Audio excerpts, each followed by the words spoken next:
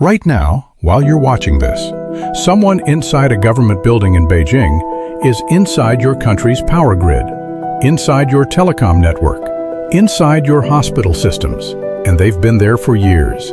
Not days, years. The world's largest state-sponsored hacking operation isn't coming. It's already here, and almost nobody is talking about it loudly enough. China doesn't fight wars the old way. It fights them quietly, in the dark, through keyboards. Beijing operates at least 210 state-backed hacker units. Not freelancers, not teenagers in basements, full-time government-employed cyber soldiers organized under the People's Liberation Army, PLA, and the Ministry of State Security, MSS. In 2025 alone, Chinese state-sponsored cyber espionage operations surged 150% compared to the year before, according to CrowdStrike's Global Threat Report. That's not a trend, that's a declaration. They have code names that sound calm. They are anything but. Flax Typhoon. This group spent years silently burrowing into U.S. communications infrastructure, water systems, and power grids. Not to steal data, to preposition, to be ready to flip a switch on the day it matters. U.S. lawmakers called the Salt and Flax Typhoon intrusions the most sophisticated and sustained hacking operations we have ever seen. Salt Typhoon breached multiple U.S. internet service providers and wiretapped the private communications of senior U.S. government officials. They deployed backdoor malware called Ghost Spider and Masol Rat, exploiting vulnerabilities in Avanti and Proxy Logon. Between December 2025 and February 2026, they expanded targets to Azerbaijani oil and gas companies, triggered by Azerbaijan's growing role in European energy security. They follow geopolitics in real time and attack accordingly.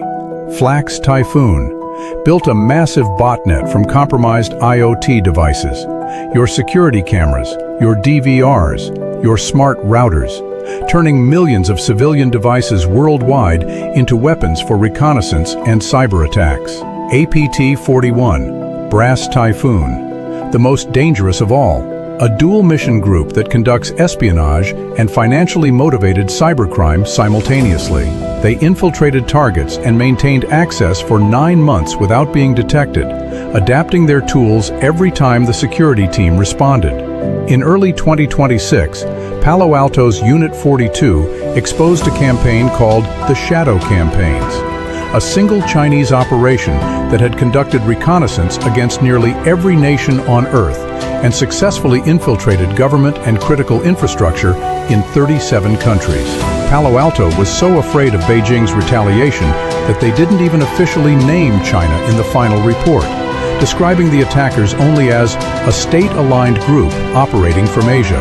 When a top cybersecurity firm is too scared to name the attacker, that tells you everything about the power balance. And in April 2026, Dutch intelligence issued a stark warning.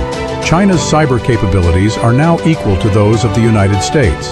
Detection, response, and mitigation are often inadequate against the extensive and professional Chinese cyber threat, the report stated. This isn't just a government problem. Flax Typhoon used your router.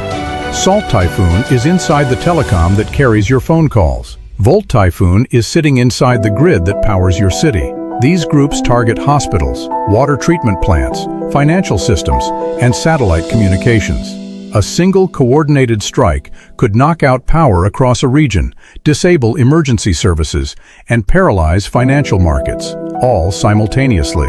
No missiles, no soldiers, just code. Meanwhile, the U.S. government is cutting the cybersecurity budget.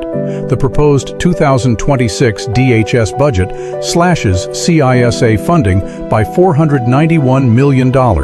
China is scaling up. The West is scaling down. China's cyber army isn't preparing for a future war. According to every major intelligence agency on the planet, they are already fighting.